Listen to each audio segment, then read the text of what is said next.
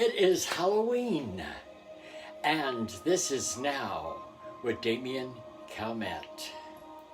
And before we get into our talk today, which is why Halloween, a couple of things that I want to mention.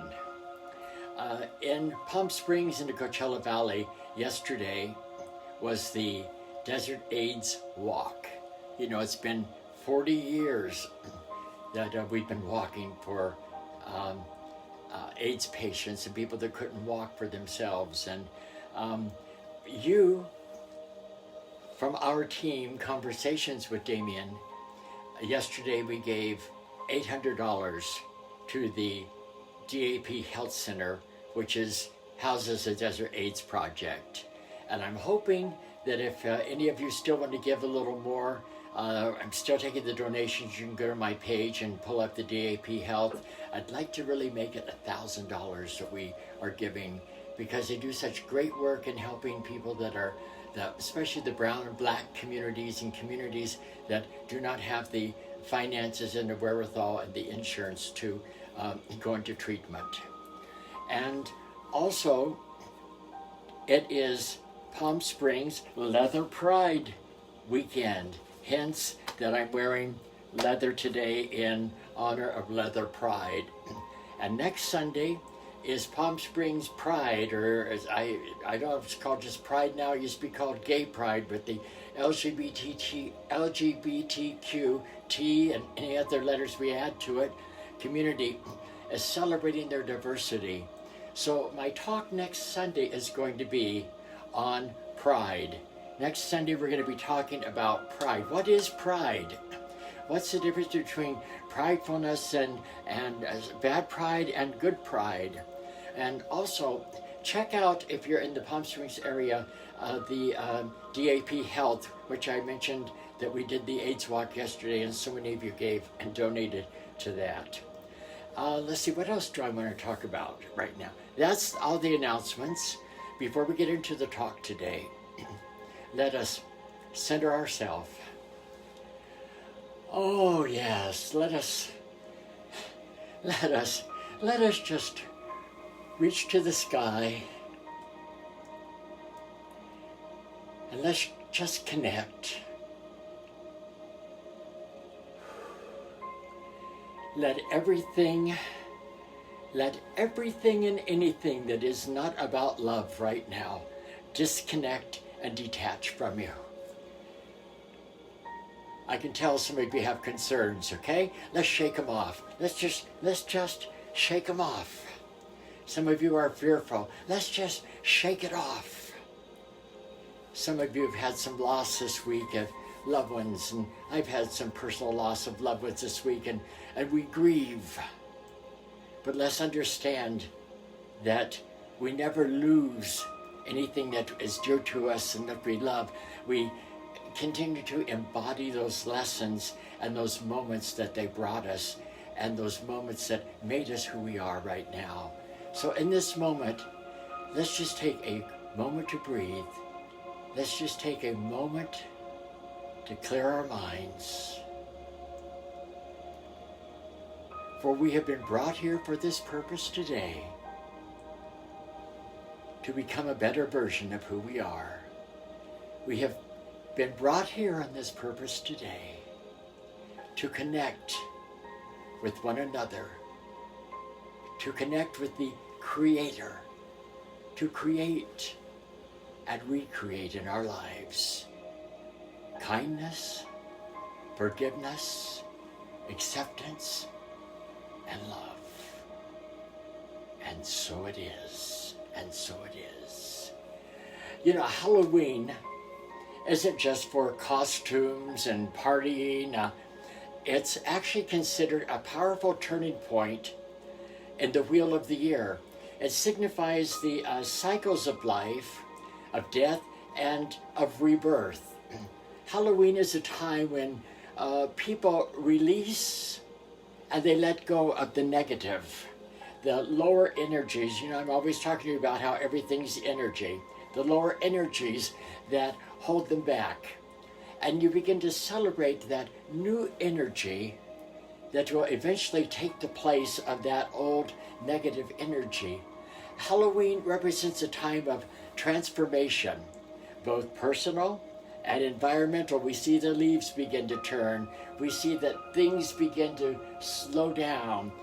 We begin to rest. We begin to reflect, and we begin to remember.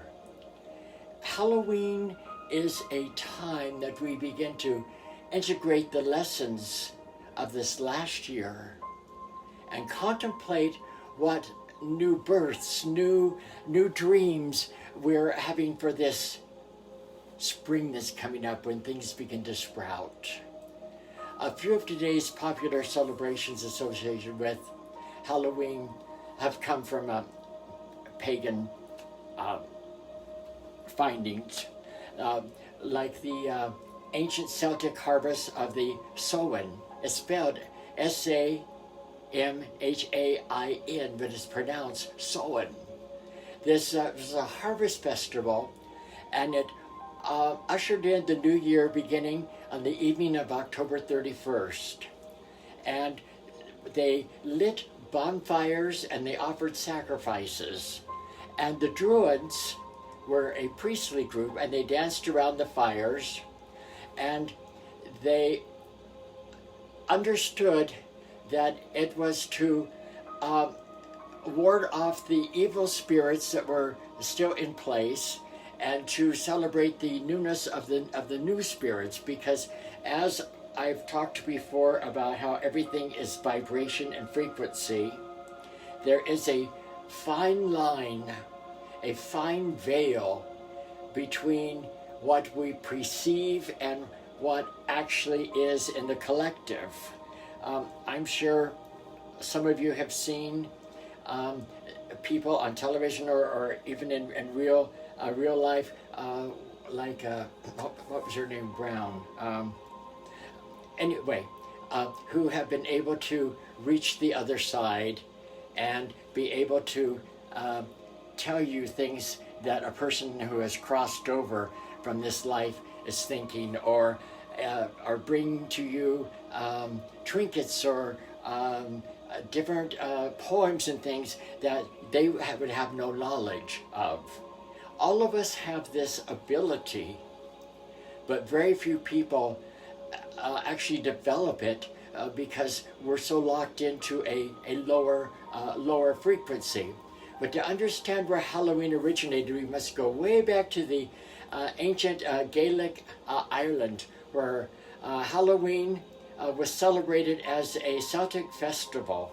And it was this Samhain that brought an end to the summer, and they celebrated the final end of it. And one of the things that they did, as I was reading, is they slaughtered animals. And I was looking at this and I thought, what?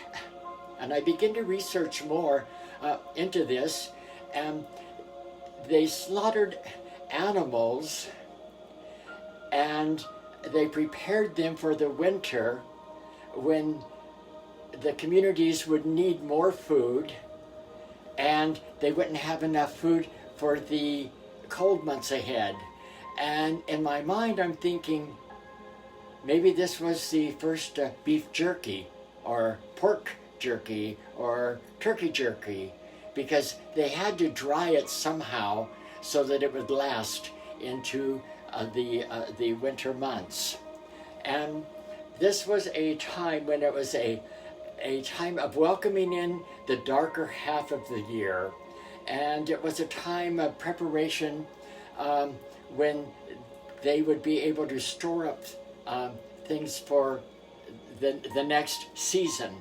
So if we can take a cue from the spiritual, which I'm always about because we're spiritual beings having a human existence, that we will find in this time balance, answers, and spiritual growth is what we need. For once we were in a time of darkness, but now we will be coming into a time of light. Some of you that have been plagued with addictions and all of this kind of stuff going on, take a look at that. That was the time. This is the time of transition into the time of light. You know, it's also a time of seasonal affective disorder. And I've had a talk on that, and you can go to either YouTube or go to my DamienCalment.online website and look for it. And it's this time of year. Usually it happens in like the Seattle area, Portland area, where it's colder area, where the sun doesn't shine, Alaska, where the sun doesn't shine at certain times, and your emotions and your mental capacity starts to wane because of the lack of sunlight. But I actually suffered for this, and I lived in Los Angeles. And when Halloween would come, to the middle of January, to almost my birthday, the end of January, such a depression would come upon me that I didn't understand. And some of my best painting, where it has the dark influences, came at this time, and I began to realize just last year, as I was talking more about this, that the only time I painted was during that dark time. But it's a seasonal affective disorder.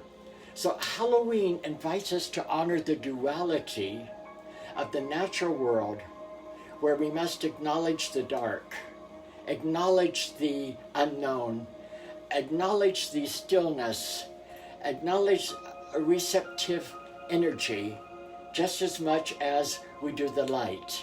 You know, the light, the known, the life, the action, the outward directed energy. In 1835, All Saints' Day, which is also known as Hallowmas or Hallowtide, became formally instituted by the Emperor Louis, and eventually came to take over the celebrations of the Sonin or the British Isles, and it began to be in Britain and in Scotland and in Ireland. And it is a time when All Saints' Day was a day of remembering saints, those who had been martyred, those who had passed on, those good Christians would pray for the souls who had recently departed, that they might have yet reached heaven. It depends on the particular faith of what you're, of how you celebrate. You celebrate Day of the Dead. It's very big in the Hispanic culture. The saints and the martyrs of the Catholic faith were also honored. Families would visit graves. They would light candles for family members who had passed. And towards the end of the 15th century, they started baking and sharing of soul cakes. And these cakes became so common, we now know it as trick or treat. Okay, and the custom of souling was people would go and visit where soul cakes would be given to them in exchange for praying for their departed loved ones. So instead of trick or treat, you got a soul cake when you went and you prayed for a departed loved one. And there was verses and songs and rhymes that were performed so that you would get this soul cake. But even in the midst of the celebration, there was always a dark side. In winter, we experience the real darkness of what this season will bring, to the point that where in ancient times the spiritual meaning of Halloween, or Samhain, was celebrated, and it was so celebrated that in Scotland, the pranksters had a little rhyme, went something like this: tramp, tramp, tramp, the boys are marching, we are the geezers at the door. If you don't let us in, we'll bash your windows in, and you'll never see the geezers anymore. Now, the tramps traded the carving out of the gourds it became pumpkins. And it wasn't until the 20th century after the Second World War that Halloween became really popular like we celebrate it today. But at this time of year, let's look at the symbol of the crone, the spiritual symbol that presides over Halloween or Samhain. It's commonly presented as the elderly wise woman who was no longer fertile, but has accumulated all the wisdom of her days, and she represents the underworld and the completion of the cycle. At the beginning of the year, we witness nature and her maiden aspect of blossom and buds, and things begin to grow. And then we witness nature and her mother aspect brimming with life, fruit, fertility. But nature is also wise. There comes a time when things have to die. Now, I'm going to say it this way.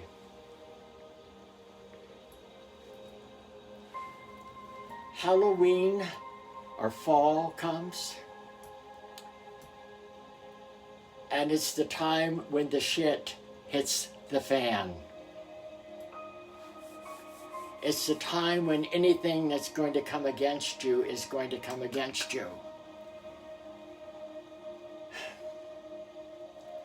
The beautiful flowers that grow, they die and become waste, so that a new bud, a new seed can grow from that waste. You say, what you saying? The shitty times in your life have to be there so that the dream that you have is fertilized, that bud within you, that dream that is a God-given dream is fertilized, that you begin in the spring to sprout forth and be all that you can be. You know, the leaves turn, they fall, they fertilize, they turn into compost. We find ourselves on the threshold of a veil, right? Okay, it's a veil, and Don Miguel Ruiz called it a foggy path. The Bible calls it we see through a veil. We don't see reality like it is. And Einstein and scientists agree that every single thing is energy. And all spirit is energy. But you've heard me teach on this. Let's just back up a moment and let's familiarize ourselves with the basic law of spiritual science, okay?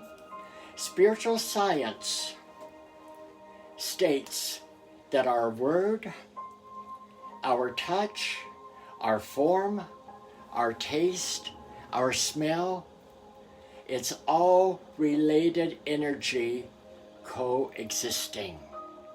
All of it is energy. The means where the word God is present, God's attendant divine energy is also present. That's why we feel better after chanting the name of God or praying to God. And there's somebody praying to God every moment of the day around the world, okay? There are, since everything is energy, and we're talking about Halloween, there are sounds of the divine. One of the most often chanted sounds, and I'm going to do a whole series on the sounds, is Om. But originally Om was spelled A-U-M, and it was condensed to the form Om. Now, at any given moment on this planet, somebody is chanting that sacred mantra, Om. It is considered to be the oldest vocal sound in existence.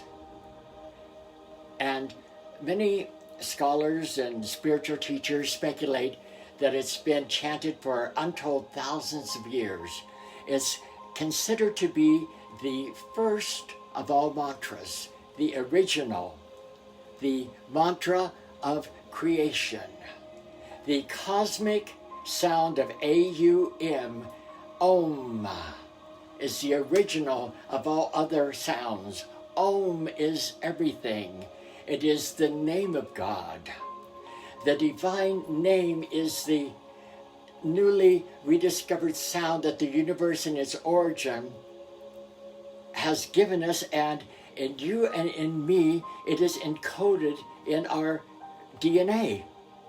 It's not a word, but when we vocalize Om, we do it in meditation, Om, that sound can shift the vibratory rate of everything that we're experiencing. Now that what is that sound? It is God, Buddha, Krishna, Allah, Jehovah, Yahweh, Hallelujah,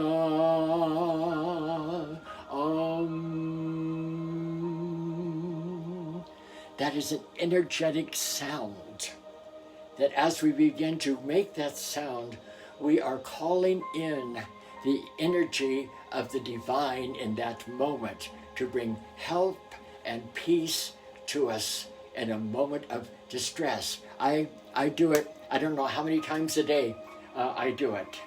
But similarly, where there are the names and forms of ghosts and demons and devils and negative energy, since everything is energy.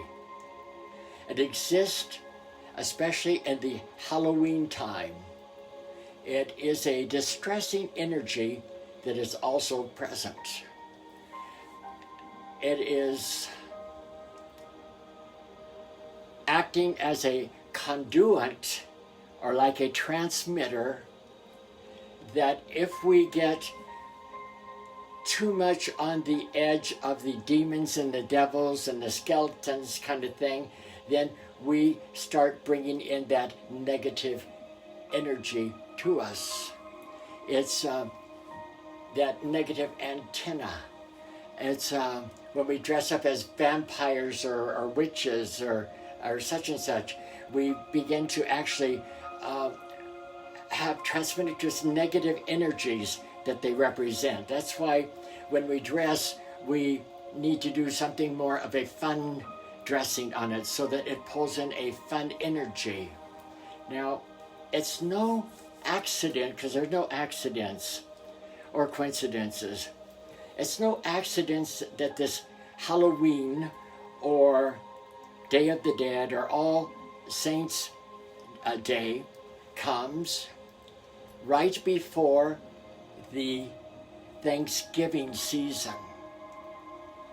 When we are closing out the Halloween season, we need to turn our prayers to gratitude for the protection from the adverse effects and the spiritual practices that may have gone on before. Now, there is in the book of Hebrews, the 12th chapter, the first verse, says this: "Therefore, we have so great a cloud of witnesses surrounding us. Let us also lay aside every encumbrance and sin that so easily entangles us, and let us run with endurance the race that is set before us."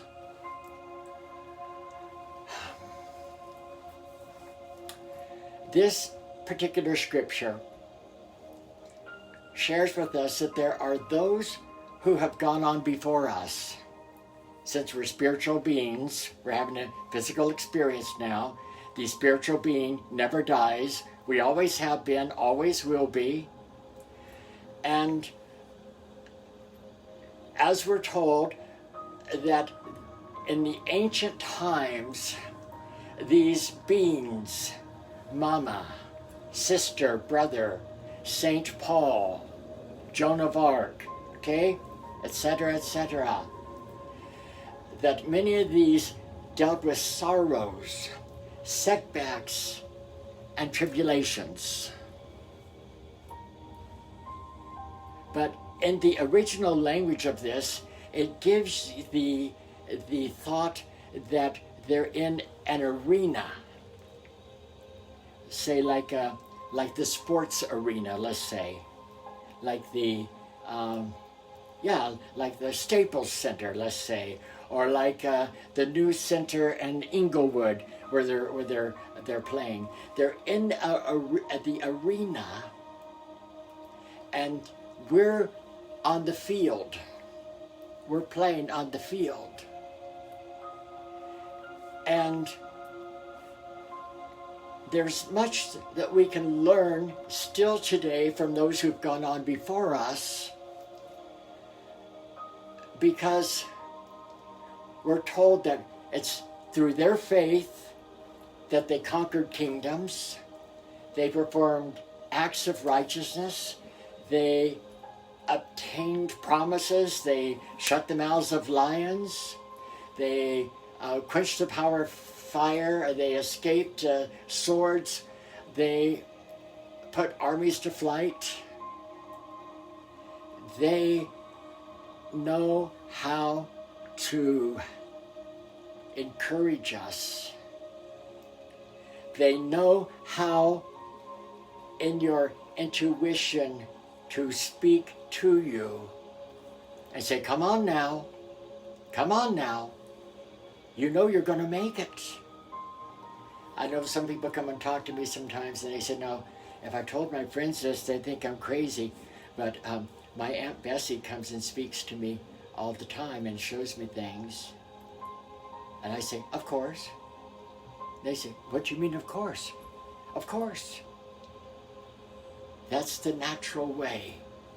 In this All Saints Day, in this time when we're closing out this cycle, and we're looking at rebirth, why not make it a time that we actually call on one of the elders in our life? Call on Grandma. Say, Grandma, I need some of your wisdom. You know, my grandma said to me one time, she said, honey, if you don't want something said, then just don't say it. If I would have listened to her and taken that wisdom, I would have been a lot better off. She also told me, she said, when people accuse you of things, she says, stay sweet in your spirit. Keep your mouth shut. Those who love you don't need any explanation. Those who don't want to add fuel to the fire. And we add our own fuel, become our own worst enemy. So there are times, even today, that I back up and I say, Grandma, I need a little wisdom from you. But there's also times when I back up and I say, Mama, Daddy, I'm not sure where I'm calling you to or from or whatever.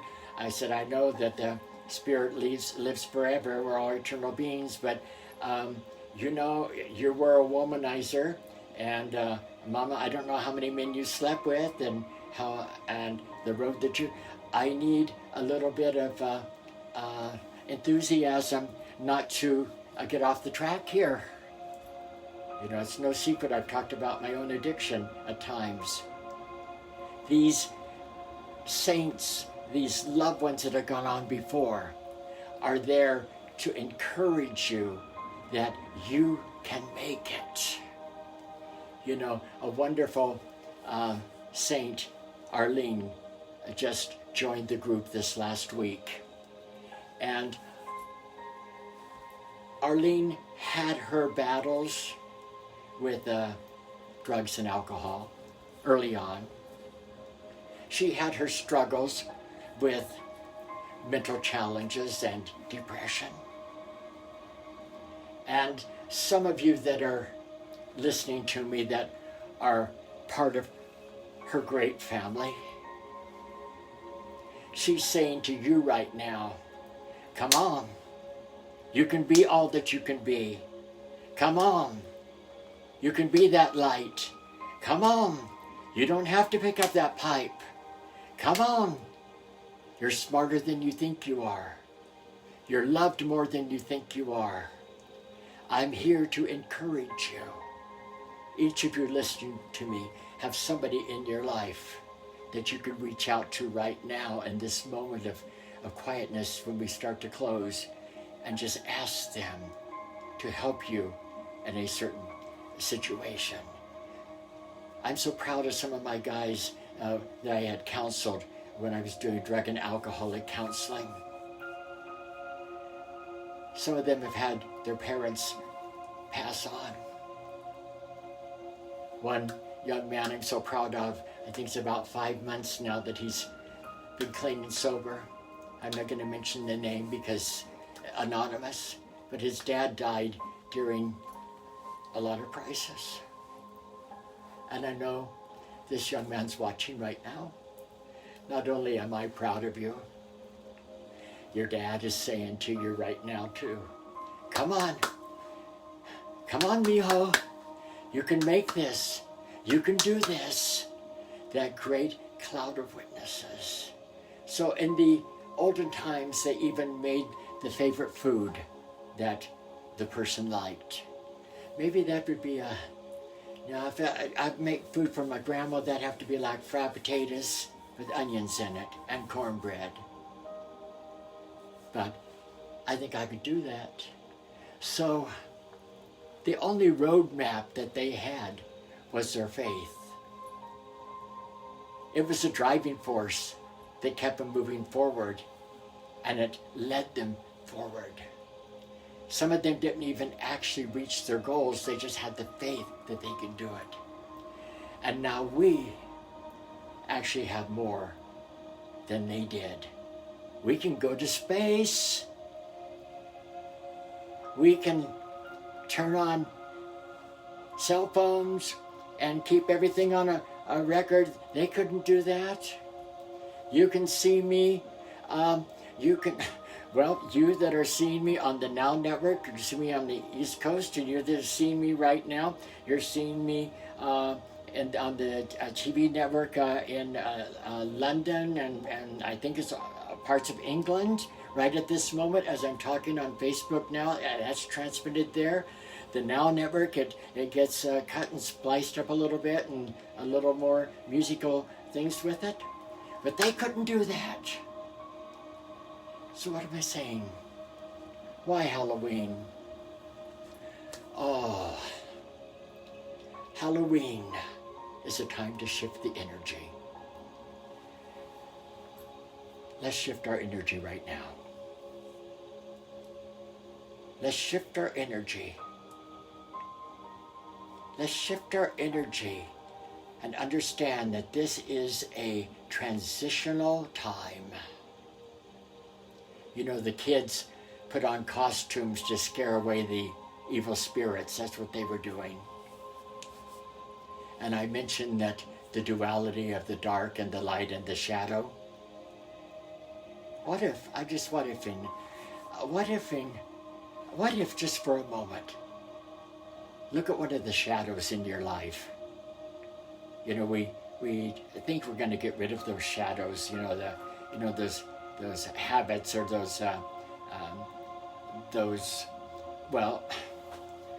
somebody cuts you off in traffic and you flip them the bird. Okay, that's a shadow. Okay, and rather than trying to get rid of, let's embrace the shadow and let's bring all the light that God is and that we are to that shadow. Ooh. As I say every Sunday, and I'm so glad you're watching, you know, I don't really do this for you, I do it for me. I learn so much every Sunday when I do this. I love doing it, it's my gift to you. But every Sunday I always say, kindness, and I believe it from the bottom of my toes to the top of my hair and roots and bald spots and everything. Kindness is the language that the deaf can hear. Kindness is that language that the blind can see. Kindness is a language you need for yourself today.